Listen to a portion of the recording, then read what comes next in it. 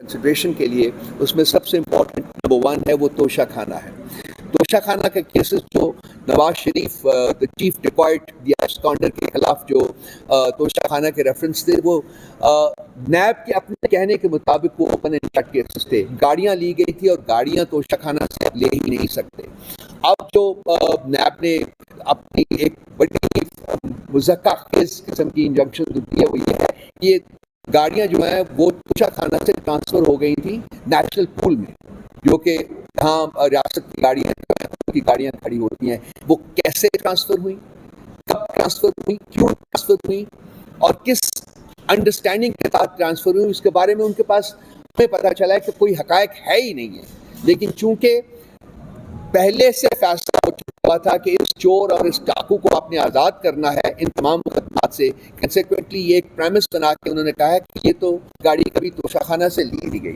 اور یہ نیب کی اپنی اسٹیٹمنٹ کے مطابق انہوں نے کہا تھا کہ یہ اوپن اینڈ شٹ کیس ہے، ہمارے پاس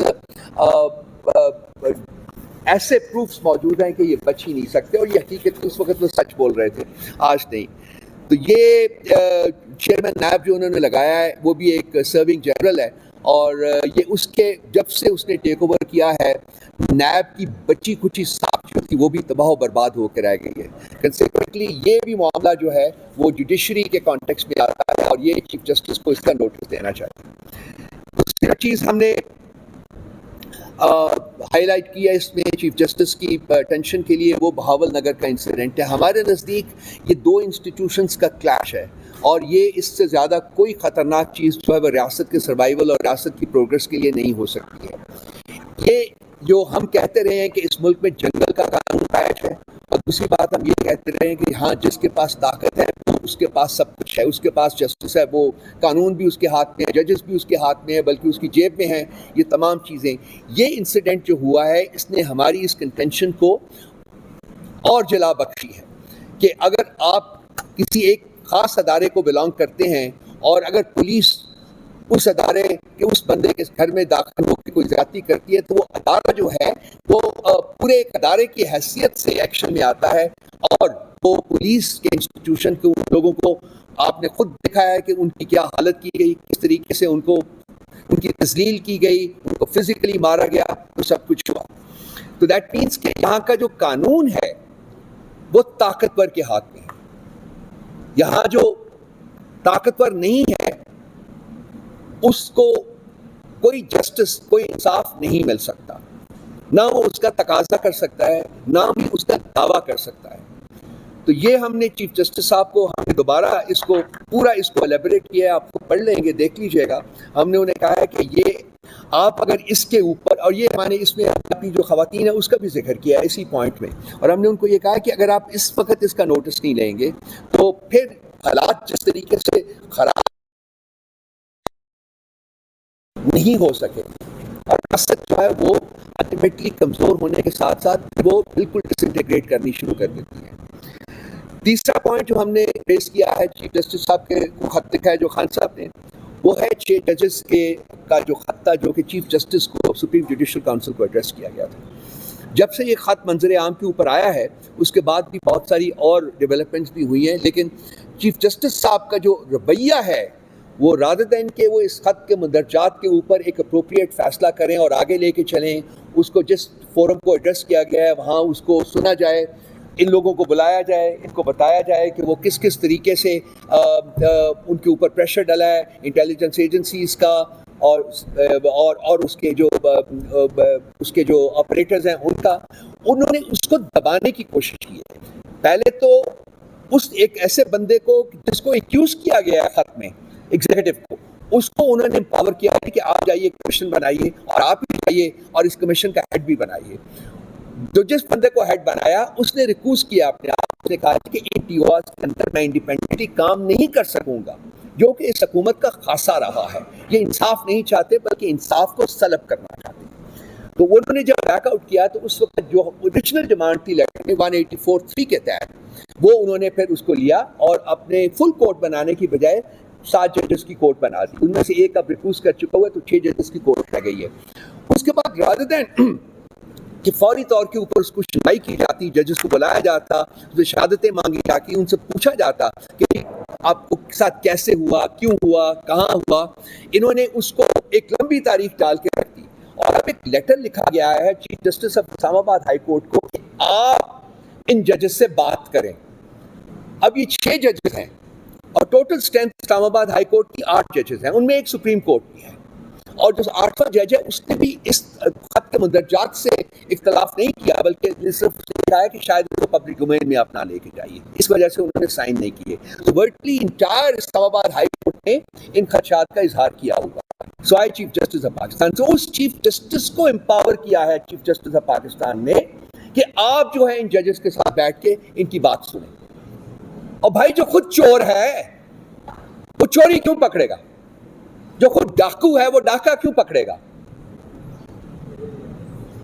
جو خود انصاف کو وائلیٹ کرنے والا، قانون کو وائلیٹ کرنے والا، آئین کو وائلیٹ کرنے والا شخص ہے، وہ باقی آئین کو وائلیٹ کرنے والے یا قانون کو وائلیٹ کرنے والے بندوں کو کیوں پکڑے گا؟ وہ تو ان کو تحفظ فراہم کرے گا. تو ہم فیل کرتے ہیں کہ یہ جو ان کا سٹیپ ہے یہ آئین اور قانون کے تقاضوں کے منافی ہے، اور یہ مجرمین کو پناہ دینا وہ اس کا موٹیو ہے، رادر دین کہ مجرمین کو پکڑ کے ان کو سزا دینا. تو یہ تیسرا پوائنٹ ہے جو ہم نے ریز کیا ان کے ساتھ، اور ہم نے کہا ہے جی کہ اس اپنی روش کو بدلے.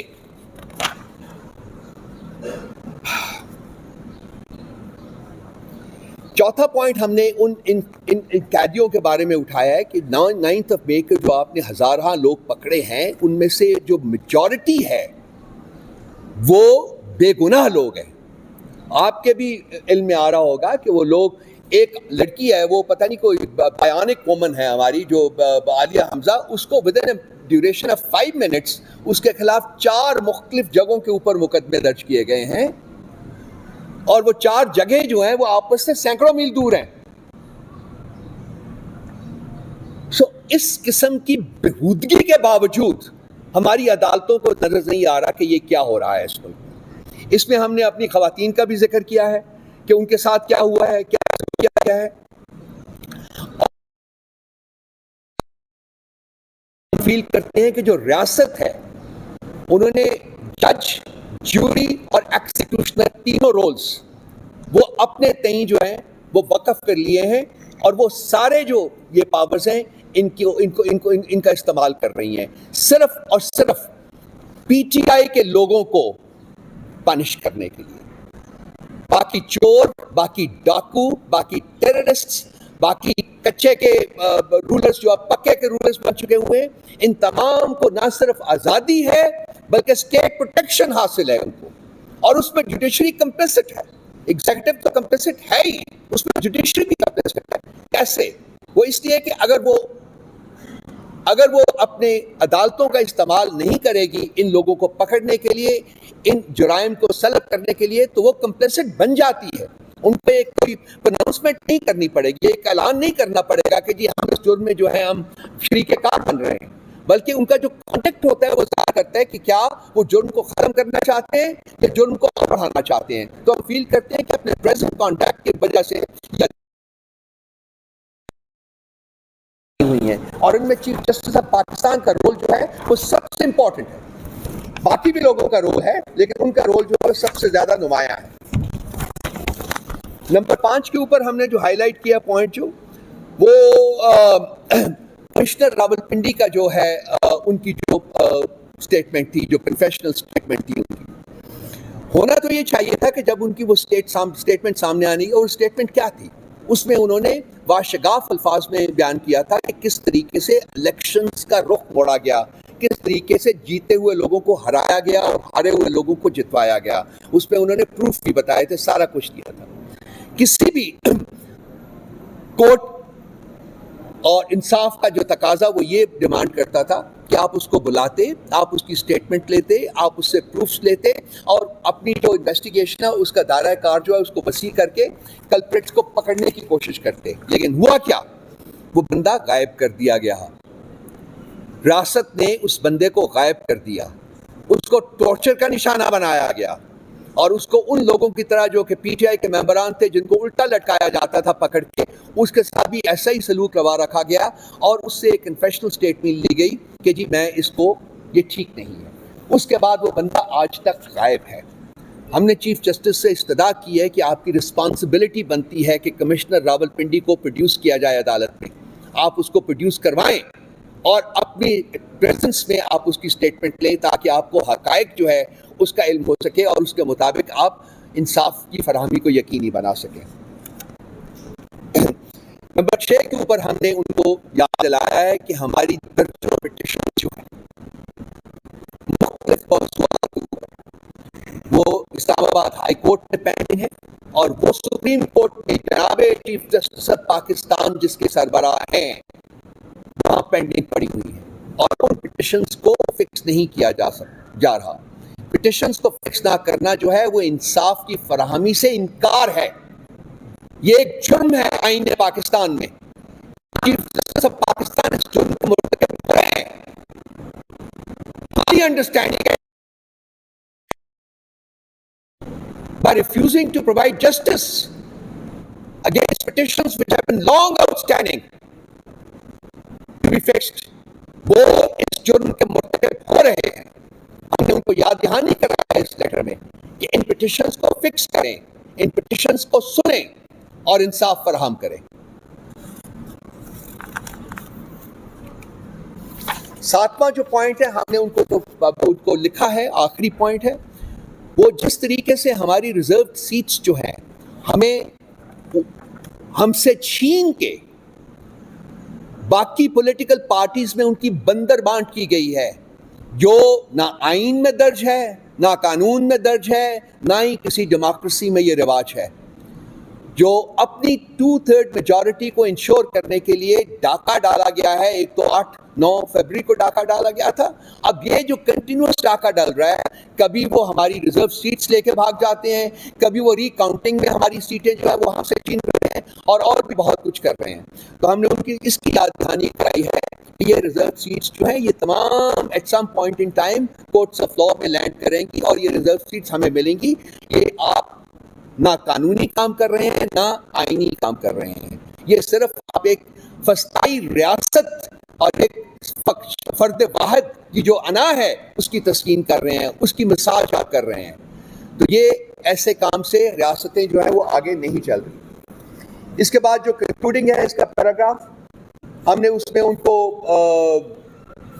یاد دہانی کرائی ہے کہ جب ان کے خلاف سپریم جوڈیشل کونسل میں ایک پٹیشن گئی تھی تو یہ خود اس پٹیشن میں اپنے لائر بنے تھے، وکیل بنے تھے، اور آپ کو یاد ہوگا کہ یہ عدالت پہ کھڑے ہوئے تھے اور انہوں نے اپنے ہاتھ میں آئین پاکستان پکڑا ہوا تھا اور اس نے کہا تھا کہ خدا کے بعد یہ وہ کتاب ہے جس کو میں فالو کرتا ہوں۔ لیکن کیا چیف جسٹس آف پاکستان نے؟ چیف جسٹس آف پاکستان نے اس آئین کی کتاب کی دھجیاں اڑا دی ہیں۔ اس نے نہ صرف پوری قوم کا منہ سال اس کے اوپر کالخ ملی ہے، بلکہ پوری جوڈیشری کے اوپر اس نے کالخ ملی ہے۔ اس جوڈیشری کے بہت سے جرائم ہیں، 76 سال کی تاریخ بھری پڑی ہوئی ہے ان جرائم سے۔ ڈاکٹرن آف نیسیسٹی کے انوینٹرز ہیں یہ۔ کوس جو ہوتی تھی ان کو لیجیٹیمائز کرنے کے یہ گلٹی ہیں۔ عدالتوں کے اوپر اٹیک کرنے والے لوگوں کو چھوڑنے کے ممکن ہے۔ انصاف بیچنا جو ہے وہ اس جوڈیشری کا ایک وتیرہ بنا ہوا تھا، اس کے باوجود ابھی تک چل رہے تھے۔ لیکن جو یہ کر رہے ہیں کہ آئین کی کتاب پکڑ کے اس کے اوپر قسم کھا کے اسی کی دھجیاں بکھیرنا جو ہے، وہ بندہ جو ہے چیف جسٹس آف پاکستان نہیں رہ سکتا۔ اس کو یہ گدی چھوڑ دینی چاہیے۔ یہ ہمارا تقاضا بھی ہے اور یہ ہماری ڈیمانڈ بھی ہے، اور یہ ہم نے اس خط میں تحریر بھی کیا ہے۔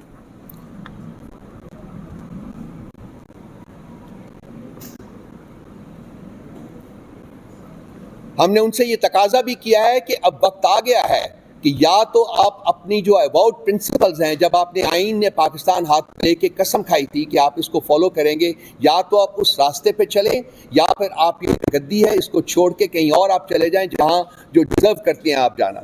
اور ایک آپ نے فنش دس لیٹر ایک کوٹیشن ہے البرٹ آئنسٹائن کی، جنہوں نے کہا تھا the world is a dangerous place not because of those who do evil but because of those who look on and do nothing. Chief justice of Pakistan انصاف فراہم نہ کر کے چوروں، ڈاکوؤں اور لٹیروں کے گروہوں میں شامل ہو چکے ہوئے ہیں. یہ آئینی پوزیشن جو ہے اس کے اوپر ان کا کوئی حق نہیں کہ وہ براجمان رہیں. اگر وہ انصاف نہیں کر سکتے تو اس کو چھوڑ دیں. انتظار صاحب ابھی آئے ہیں، میرا خیال یہ ڈائریکٹلی آئے ہیں ہاسپٹل سے.